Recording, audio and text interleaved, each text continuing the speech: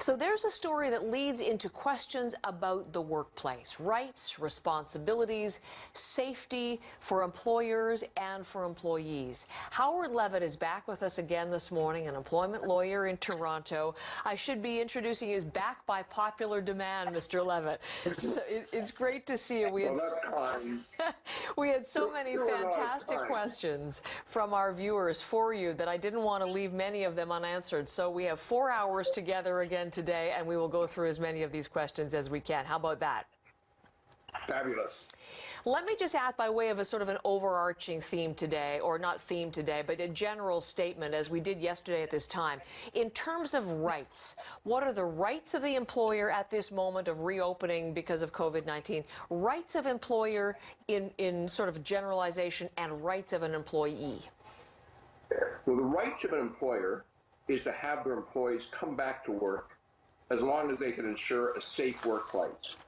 And that means require absolutely, with discipline if necessary, social distancing, have personal equipment for safety if it's required, have cleanliness stations, as I say, discipline anyone who breaches those rules, and don't by any means let people who have COVID symptoms or are sick into the workplace. But if they do that, they have every right to require, on pain of discharge and then cutting off CERB and EI, any employee who refuses to attend work. The rights of employees is to attend a safe workplace. And the test at the end of the day is, if they doubt that it's a safe workplace, at least for them, is to call a Ministry of Labor Occupational Health and Safety inspector in, and their word is God. If they say it's safe, they have to come to work. If they say it's not safe, they don't, or what they do more often is say, it will be safe, employer, if we do A, B, and C, and then once A, B, and C is done, the employee has to work, and the employer has the right to require them to work, and they don't have to work until that happens. That is a great starting point on the issue of rights. We'll talk about responsibilities, and of course that will come up in the answers to our questions. So let's begin with Sheila writing in and actually sending us some ads that illustrate the point behind her question.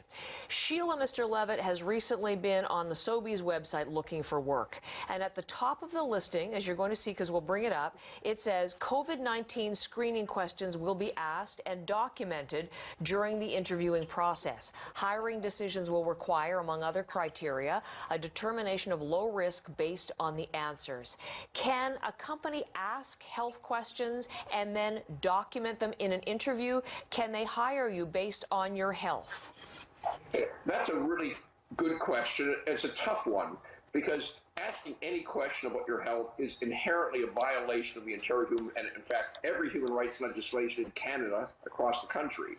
But if they can show there's a real risk, for example, let's assume it's somebody who's in direct, close contact with customers, and there is a real risk and they're susceptible to the disease, that would be what's called a bona fide occupational requirement, meaning that's an exception, and they could look at that in that context. But they better prove that there's a real risk to the person of contracting the disease, and therefore they want people who have no susceptibility to it. But it's a tight one because it directly flies in the face of a century of human rights laws. Thank you, Sheila. Great question. Now, this is a question from a viewer not sending in a name. Obviously, sensitivities around workplace questions. But the question is this, Mr. Levitt: if an employer has not fired an employee but has reduced their base salary by 50% permanently for working the same hours, can the worker then refuse the work and make a severance claim? And what rights does an employee have when the company's revenues have suffered because of COVID-19? Well, other than Alberta, which has different legislation, and the question is up in the air in Alberta, when an employer cuts an employee's salary more than 16%, let alone 50%, that is a constructive dismissal, and the employee does have the right to say, I'm not accepting this permanent change to my terms of employment, and I will sue you just as if I'd been fired. Or they have an alternative. They could take the 50% and sue for the other 50%. Those are the two options. Or they could accept it, of course. Question from Manitoba. Good morning there. Early. A general sales manager at a car dealership in Manitoba. Laid off because of shortage of work was the description. When called back, can this person's employer offer a different position at a lower pay rate? Well, the answer is no, they can't. But if they say, for example, this is just for a 1 month period because of COVID, I think the courts will be receptive to the employer's argument of moving to a different position, but they still can't change their pay rate legally, and the employee can sue for the difference, or if it's a big enough pay distinction, can sue for constructive dismissal. Now, if they sue for constructive dismissal and that motivates the employer to call them back, their damage claim only goes until the point they're called back, and then of course they've got their job back and they get back what they've lost. Question about, these are a couple of really good questions about annual leave, and of course summer upon us. Summer travel plans are likely very much in limbo in many households, and here's a question from Armand to that effect. Can an employer make you use up your annual leave? People can't go on vacation right now, and I'm guessing that he wants to hold on to his, so can an employer make you take your annual leave this summer? Yes, employers always have the right to determine when employees' vacations are. Most employers won't do that because they want to keep their employees. They don't want unhappy employees who miss the vacation time they want with their family or with the groups they always go with. But they have every right to do that. I have some clients, for example, of an annual shutdown 2 weeks a year, and that is when everybody's vacation is. They just designate it, and they have every right legally to do so. Bad morale killer, but legally they can do it. Matt is wondering if an employer has staff members wear scrubs, for example, in an optometrist office, or suddenly requiring to have different additions in what they have to wear to the office, are the staff members required to pay for them? No, if the employer wants employees to wear protective equipment, the employer has to pay for it. In fact, generally they have to supply it, but at the very least they have to pay for it. Okay. This is a great start.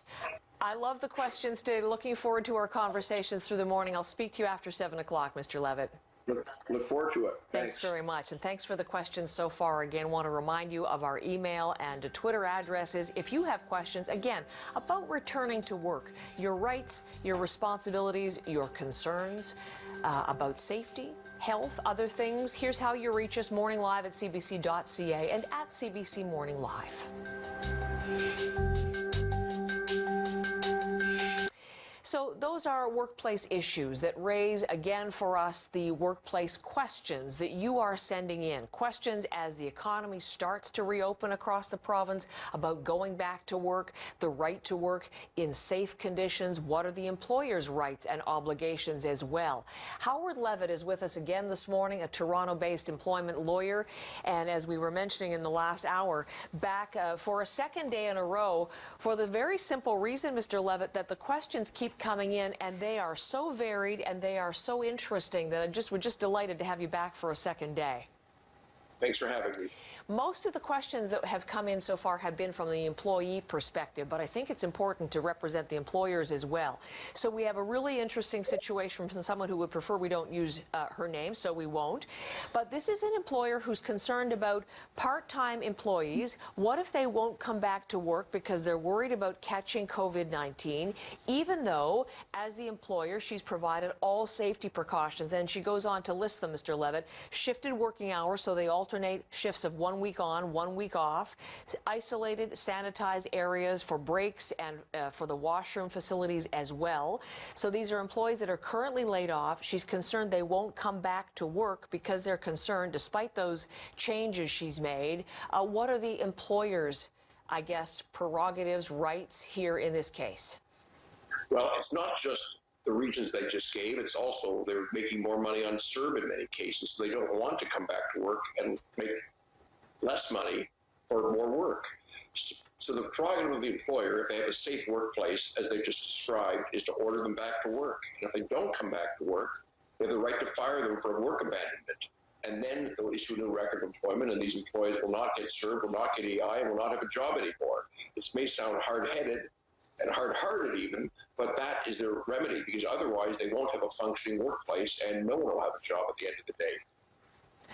On the other side of things, a question from Rhea, who is an employee now, so we'll switch to that side, who works in a supermarket and says that her employer is not providing the kind of environment that that last employer did put out, not providing adequate PPE or shields at the cash register.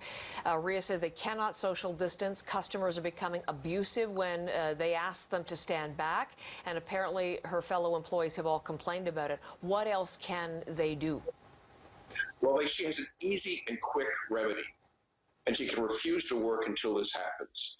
She can call a Ministry of Labor safety inspector into that workplace, explain what is happening, and they will decide if it's sufficiently safe for her and for her coworkers, or they'll put in devices, require devices that will be instituted before she has to work again.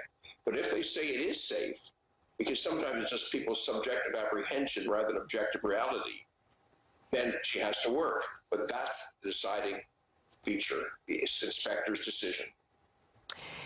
To be clear, she doesn't say which supermarket she works in, and certainly in the big chains we have seen really exceptional safety measures, the limited numbers of customers in stores, the plastic partitions, the social distancing. Longo's is now mandating customers wear masks even when they go into the store.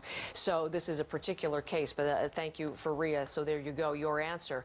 A question working in Ontario, someone working in Ontario, Mr. Levitt, as an essential worker, not sure in what part of the economy, but someone who is feeling extremely stressed in his or her role right now and wondering if it's possible to take a mental health day without having to get a doctor's note. Well, in Ontario, this person cannot get a doctor's note. At least the employer cannot require a doctor's note. So, because that's what the foreign governments legislated. So that really isn't even an issue. But the mental health day issue is no different than it was 2 months ago, or 3 months ago, a year ago. If people are seen to be taking mental health days and aren't actually disabled, they're subject to discipline at the end of the day if they're caught, and if that's the reason they give. Everybody feels somewhat stressed, especially in this time, and amorphous apprehension or fear is not enough reason not to go to work right now if it's objectively safe. And with employers trying to get back again, there's not a lot of tolerance for people taking mental health days. Linda has a question. She has been temporarily laid off, and then subsequently her employer found out that she had COVID-19. Can the employer legally get away with not rehiring her? Absolutely not. That would be a direct violation of human rights legislation.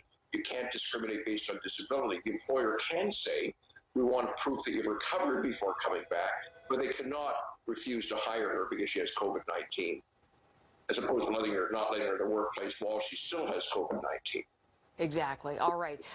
Similar, well, no, this is not someone, no, this is actually family connection, not someone with COVID-19, but a viewer anonymously wondering about being denied going back to work because this person's sister, they share a house, they live together in the same house, and the sister works as a nurse. So our viewer was denied going back to work. Is that legal? It's absolutely not legal unless the employer really puts its money where its mouth is, so to speak, and pays her while she stays home. If they want to say, okay, I'm not comfortable having it here, but I'm going to pay you, then of course she has no recourse. But they can't say because a sister who happens to work as a nurse and therefore is a potentially higher risk, we're not going to let you come to work. That would be a violation of the Human Rights Code. And would that be the same for other relationships, say for your husband or partner or child or anything like that? You would not be allowed on that same basis? Correct. That's absolutely right. Okay.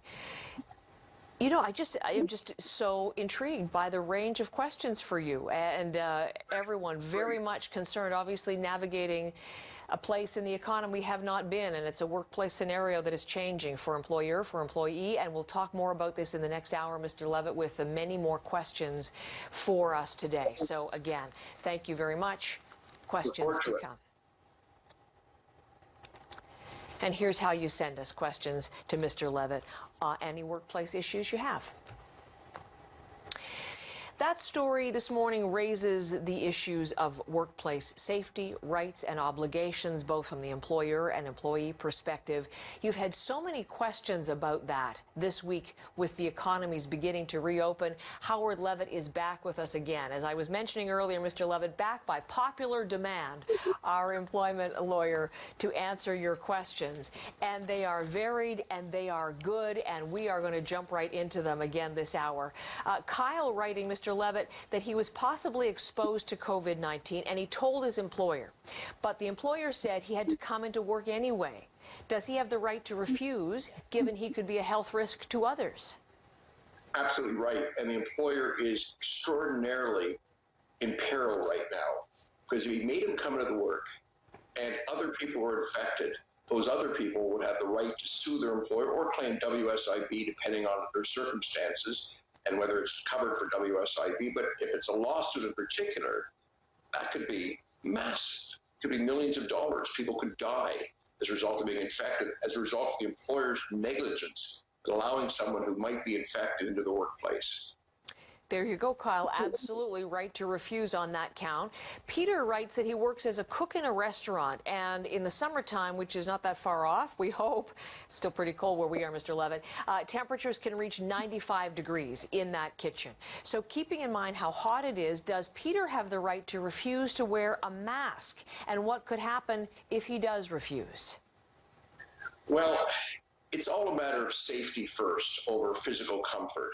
So at the end of the day, if a mask is required, he has to wear it. Now, the real question, I'm not sure whether he will do this or not, is to call the Ministry of Labour and have a health and safety inspector in to determine whether a mask is required or not. And that's the ultimate determining factor. If they say it is, he has to wear it, uncomfortable or not. If they say it isn't required, he doesn't have to wear it. But safety over comfort.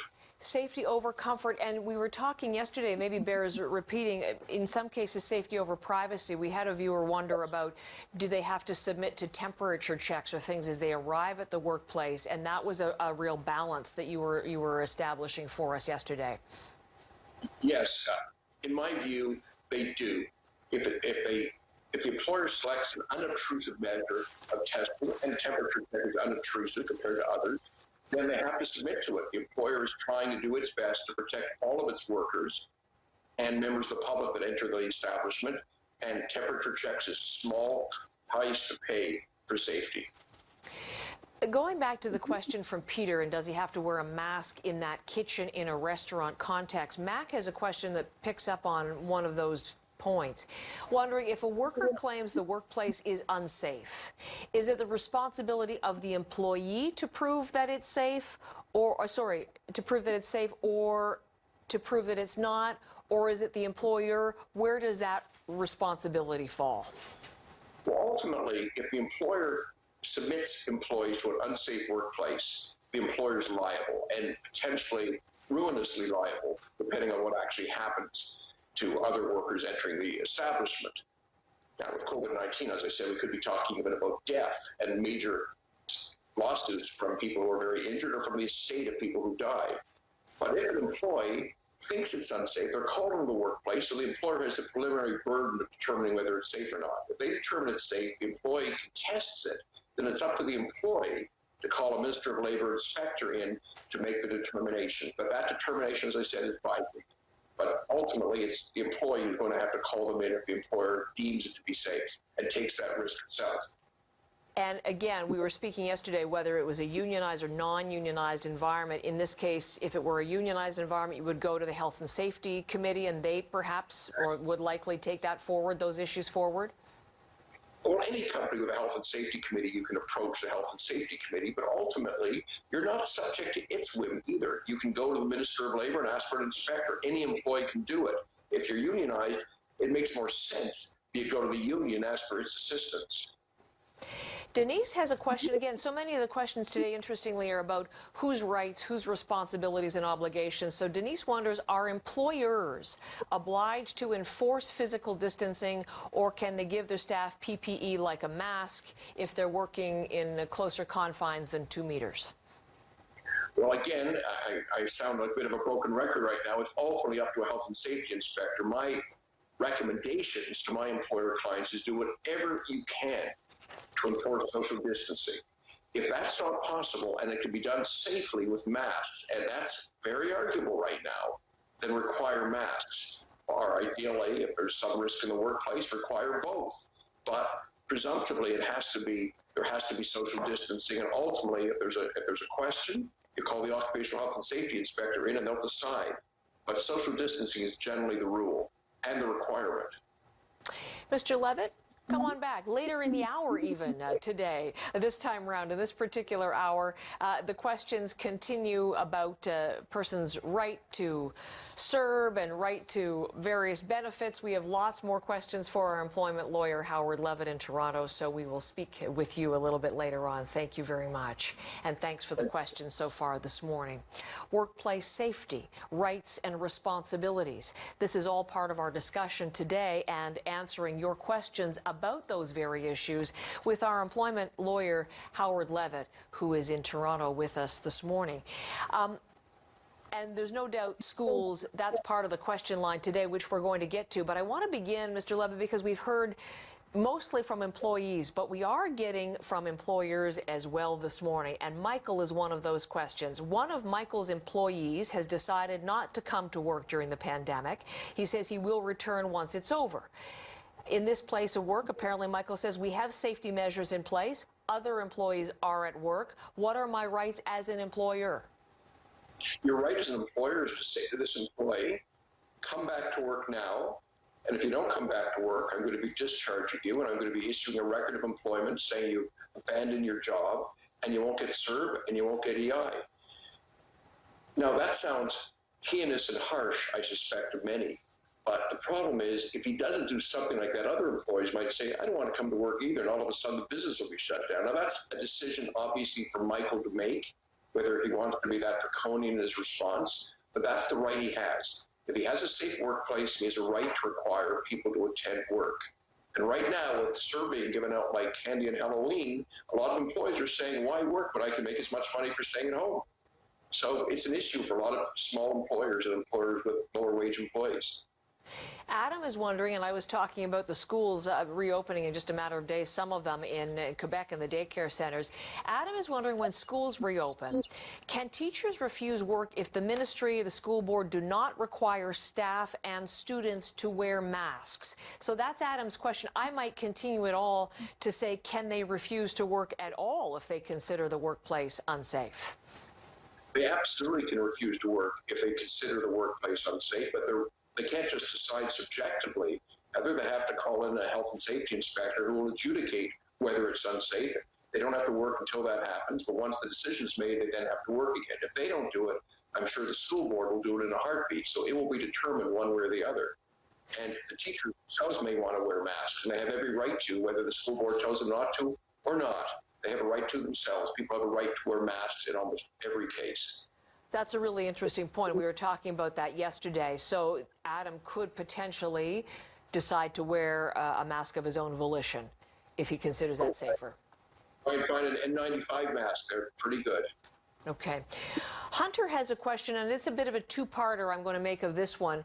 Hunter talks about essential businesses that are giving their employees pay increases, top-ups for their service during the pandemic. So, for example, you have grocery stores upping the hourly wage by a couple of dollars an hour, for example, Mr. Levitt. Once the employer determines the health crisis is over, can the employer then legally reduce the wage back to what it was pre-pandemic? It absolutely can, but what it has to say first is we're giving them this wage increase just for the period of the crisis. And when the crisis is over, it will revert back. It's a little bit like moving someone to a temporary position and telling them it's for a temporary position to be an acting CFO, for example, if the CFO is off on leave. It's the same thing, but they have to make clear from the outset, this is not a wage increase permanently. This is not a raise. This is a temporary supplement because these are difficult times. Conversely, if an employee accepts that higher pay, that premium, does that amount to the equivalent of danger pay, and would that then negate an employer's responsibility? No, not at all. It's giving the people some little extra comfort and some little assistance when they're probably not feeling very comfortable. But at the end of the day, You can't buy life. You can't buy health. Employees still have a right to a safe workplace, supplement or not. Really interesting question from Richard from out on the East Coast, and we thank him for this one. Richard's a lobster fisherman and writes, because the boats that they fish on are 44 feet long, social distancing is difficult. It will not be easy as well doing the kind of work they do to wear PPE. So Richard's wondering, he's obviously a captain here, should he get his crew members to sign some kind of form saying that I cannot assure their safety from coronavirus on his boat?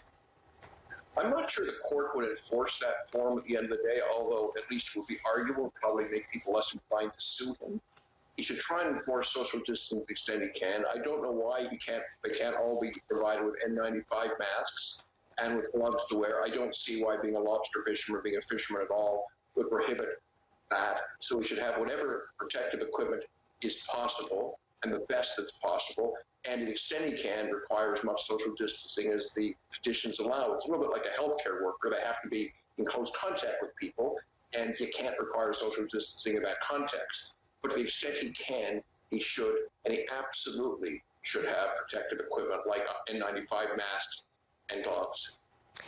You mentioned you're interested in how the courts would interpret that. One of the things we talked about yesterday that I think bears repeating is there have been early legal challenges on these kinds of issues in the States, but you were saying yesterday, Mr. Levitt, we have not seen that in Canada. What are you anticipating to come before the courts on these kinds of critical workplace questions? Well, there's going to be a lot of interesting issues about to what extent social distancing is required and what consequences there could be for employees who leave the workplace because they don't think in their particular workplace, for example, they have to walk down a hall, they're walking by secretaries sitting in desks, and they can't be 6 feet away from them. To what extent that will allow them not to work. In other words, just reviews of health and safety inspectors' decision. But the big one coming down the pipe, which we haven't seen in Canada, but we have seen in the States, is the following. Employer was a little more careless than it should have been. It let people who it should have known may have the COVID virus or were prophylactic enough about keeping people out of the workplace who might have flu symptoms or COVID symptoms, and somebody gets infected, somebody dies, and the estate sues.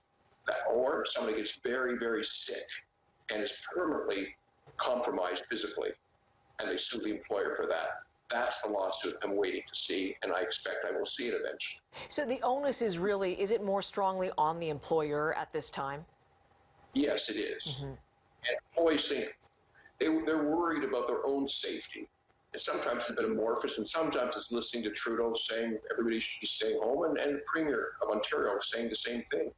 But at the end of the day, employment rights and that spirit or aspirational interests collide. The employer has a legal duty to keep the workplace safe, period.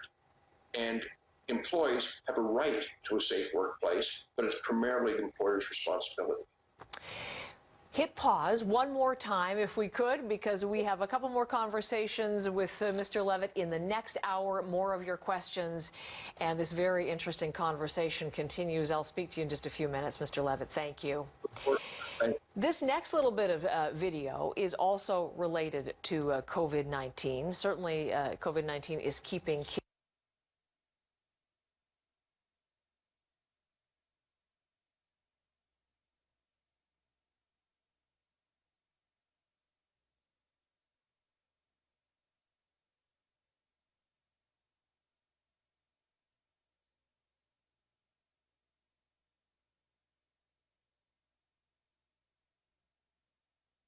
required. Some of that relief cash may go to random infected.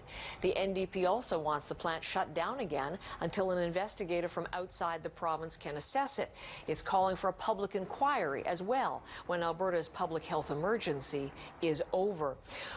There is a CBC News online interactive up this morning about the Cargill outbreak. It's a timeline of events. It's an inside look at the plant. Photos you'll see there show just how crowded workers are, both in the processing line and at various other areas in the plant. So it's an interesting exploration for you online, up on the first page of our website at cbcnews.ca. Questions of workplace safety. Those are really at the core of a series of conversations we're having today with Howard Levitt, who's an employment lawyer in Toronto. He's been answering your questions all morning long, not just today, yesterday as well, because we've had so many. We keep saying back by popular demand, and the questions continue to come in, Mr. Levitt, so I'm going to jump right into them. We've been talking about what an employee is entitled to as far as a safe workplace. So what about for healthcare workers who obviously are very precise circumstances, except, I suppose, by nature of the work that they're going to be exposed to danger potentially? Do they have any recourse if they become sick? Well, no, unfortunately. It's a little bit like doctors who, when they go into medical school, have to understand they're going to be dealing with sick and diseased people their entire lives and are at greater risk than everybody else. And nurses and healthcare workers and frontline workers generally, in terms of the healthcare system, seniors' homes, are accepting the greater risk of safety problems and of getting COVID than anybody else is. And that's why we should be saluting them even more than we already are. But they have to be protected to the extent possible. And we should be providing every single one of them at whatever it costs the government N95 masks and gloves and regular change and sterilizations of that protective equipment, and require social distancing to the extent we can in the context of their jobs. But if they get sick, notwithstanding that, they can't have recourse against the employer unless the employer was more careless than it could have been and less prophylactic than it could have been. A couple of questions coming up about annual leave and also about government benefits. So that one of the government assistance packages, the 75% wage subsidy to keep workers on the payroll. Andrea is wondering if her employer is entitled to receive the 75% wage subsidy and does receive it. Is Andrea entitled to receive her full 100% original wage? And if she's offered only 75% of that, does she have to accept it? Well, the answer is for every employee in Canada who's not in a union or doesn't have a contract saying an employer can reduce their wages, which almost no employees in Canada have, every employee is entitled to 100% of their wages. It's as simple as that. People have this misconception because there's so many layoffs right now and so many shorter work weeks and so many reductions of pay to 75% or otherwise that employers are free legally to do it. They're not. A wage cut of over 16% is a constructive dismissal, giving the employee the right to claim constructive dismissal and sue as if they've been fired, or to work and take the 75% but sue for the 25% difference. So the employer is supposed to try, according to the wage supplement plan, to pay the whole 100%, but if they don't, the employee has a case. And if they're going to accept it, what they must do at the very least to prevent it becoming permanent is write to the employer, email them right back, say, I'm accepting it for X months or until this crisis ends, but only on the basis that I'll be restored to my full wages as soon as the crisis is over. If they don't do that, it could become permanent. Okay, good to keep in mind, and Andrea, thank you very much for that. On the question of annual leave, we had a viewer wondering, because of COVID-19, the employer will not release vacation pay. This person usually gets it every April, but my employer says I may get it, I may, if we go back to work in September. What are my rights?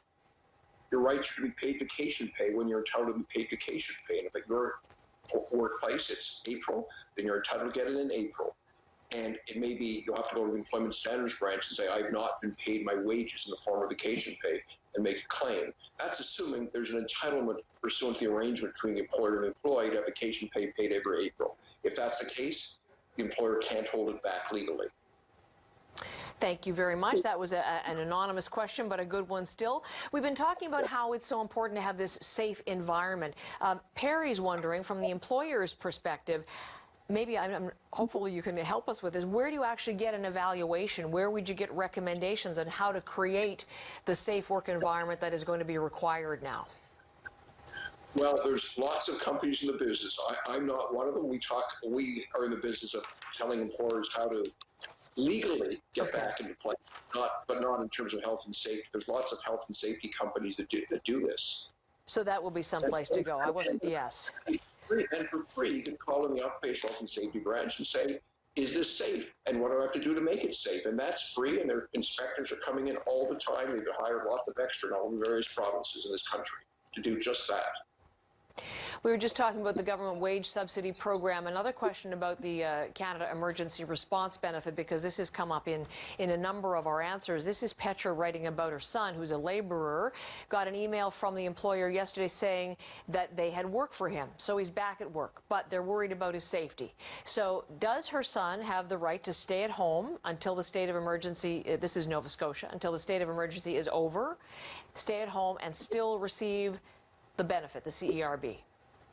If he's offered a job and it's the same job he had before, and safety precautions are taken in terms of COVID, not in terms of a dangerous construction site, but in terms of COVID, then he has no right to refuse to go back. And if he refuses to go back, then he's going to be cut off CERB and won't have a job. Excellent. Again, in the cases we've talked about, made more money receiving the CERB than has in his work, and this has been, of course, part of the discussion and the debate points for people deciding what to do. Can we go back to the point that you made about masks, Mr. Levitt, and then getting fitted for the N95 and talking about the masks? We probably should clarify, because as we've talked about, we have such astute viewers, want to make sure that those N95s, that's what they suggest is for healthcare workers, people right on the front lines in the hospital healthcare settings. Non-surgical or masks are the kinds of things that people outside are wearing increasingly. Well, increasingly they're producing N95 masks. The companies are ramping up production, including a Canadian company, and they're going to be more accessible to others as well. So I would think if you're able to get one for a fishing boat where people are going to be in very close quarters, then that would be a prudent decision. But yes, we should not be exhausting all of the supply of N95 masks. Healthcare workers should get them first. But Absolutely. now there's more. But now there's more than we need for just healthcare workers, because of the mass ramp up of production. A concluding conversation just ahead, so stay with me for another few minutes. Mr. Levitt, thank you very much. I have more questions from our viewers to put to you before 10 o'clock Eastern. That's employment lawyer Howard Levitt, who's in Toronto. We're looking at workplace safety, the rights and obligations of employer and of employee during this time of uncertainty. Whole new path as cities, communities, provinces, the country reopens the economy and various workplaces. And Howard Levitt has been with us for the last couple of days, an employment lawyer in Toronto. This is our final conversation of these 2 days, and I just want to thank you right up front for how forthright you've been and for sharing your expertise with us, because the questions from our viewers, we've had so many, such varied questions, and really quite precise. I've been struck by that. And again, the case, Mr. Levitt. So why don't I jump in from Angie, who works in retail, and her question is, can an employer force employees to take the temperature of customers before they walk into the store? Yes. Well, right now, constructive dismissal, in my view, is a bit relaxed, and job conditions and terms can be changed a little bit to accommodate a crisis, and that's not a major change. So in my view, absolutely. So that would be employees, would it be? This is also a question for customers. Could that be a limitation of who actually goes into the store? If the store wants to say you have to have your temperature taken to go in, then they can say that, and they can refuse to let a customer in who won't let their temperature be taken, or of course, who don't pass. A couple of questions about working from home, which more and more people are doing. So Jenna writes about her friend's employer who wants to perform virtual health and safety inspections of the employee's temporary work areas at home. Now, according to Jenna, there's no heavy lifting involved, no complex setup in this home work situation, but the employer wants to inspect light levels, cables, equipment, furniture. Is that kind of thing allowed? It is, in fact, because at the end of the day, employers have a legal obligation to accommodate human rights issues and to ensure that employees are not going to be injured or they're not going to have their necks strained. In other words, they're going to be able to work both efficiently, of course, and productively, but also safely. And that may require them to look at the home environment. I'm not saying all employers should do that. I haven't even heard that before. But if an employer wants to do that for that reason, that would be entirely appropriate. And what about in terms of working from home? Another viewer, no name, but a very good question on this point. Does the employer have to cover the costs? So working from home may incur extra electricity costs, internet bills, personal phone bills, etc. This employer has not offered to do this, apparently. So what are the employees' rights to that effect? And a question about how best perhaps to raise the issue with the employer. I think they should not raise the issue with the employer. I think it's so de minimis, the extra electricity costs, et cetera, that the employer would not have that obligation. Remember, after all, the employee is saving the expense of commuting both ways, too. So there's always a bit of a trade-off. But that is not an unreasonable requirement if they have to work at home in order to deal with COVID because they're shut down. Okay. We've had a number of questions from various viewers similar to the question you're going to get now from Tim, Mr. Levitt, and it has to do with childcare and back to work. Tim's wondering if an employer calls an employee back to work but childcare is still unavailable, what are his rights as a worker because he has to look after his child and, you know, he's been requested to return? He has a right to stay home and look after his child if there's no one else available to do it, and if there's no daycare available. Now, the company could say, we're organizing a daycare for you, in which case he's going to have to utilize it. He won't have a choice not to. But if he doesn't have any other means of childcare, one, he'll get his CERB, because that's covered for CERB, and secondly, he has a childcare accommodation right under the Human Rights legislation to stay home. Not a right to be paid, but a right to stay home. Susan wonders whether an employee who calls in sick because of COVID has to prove he or she is sick. No, because most provinces, including Ontario, have passed legislation prohibiting employees from being asked to obtain doctor's notes, so they don't have to prove it. Now, if the company was suspicious and hired a private investigator and found they were doing something entirely antithetical to what they claimed their illness was, they'd have a problem. But they don't have to prove it. The word has to be taken right now. You know, I would like to ask you just a couple of things in conclusion, because we've exhausted our viewer questions. They've been just fantastic, as I mentioned. But as you listen to this, I mean, I really have been struck, as I said, by the breadth of the questions and obviously Canadians trying to navigate something that we've never had to deal with before. Based on what you're hearing from our viewers, Mr. Levitt, as an employment lawyer, what is your impression? My impression is that people are worried, they're confused, they're trying to be helpful. They're not, generally the questions you've been providing me, they're not people looking to game the system in any way. They're honestly attempting to find out how they can accommodate their employer and accommodate the pressures on them right now, both from the illness and from having children at home or other conditions or having parents that are elderly in their home. People are honestly trying to struggle and figure out their way through this dilemma and understand it is a dilemma. I'm giving you answers based on the general law, but these are the specifics have never happened before in Canada when we've had an equivalent legal regime. So to some extent, I'm extrapolating from other areas of the law. I could do that with fair certainty, but I'm extrapolating. Mm-hmm. And so are the viewers. They're trying to figure out what they can do to be productive, to assist their employer, not to antagonize them, yet not to endanger themselves and their loved ones.